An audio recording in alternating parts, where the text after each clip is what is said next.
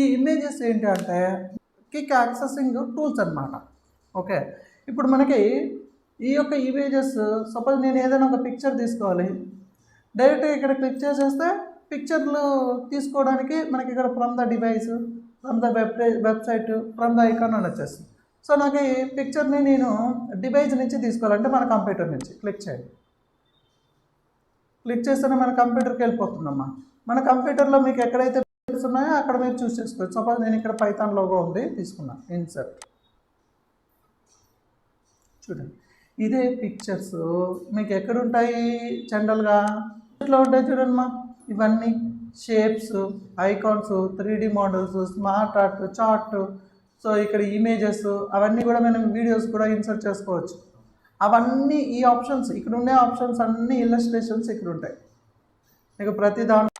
అంటే దానివల్ల మీకు ఏంటి, మనం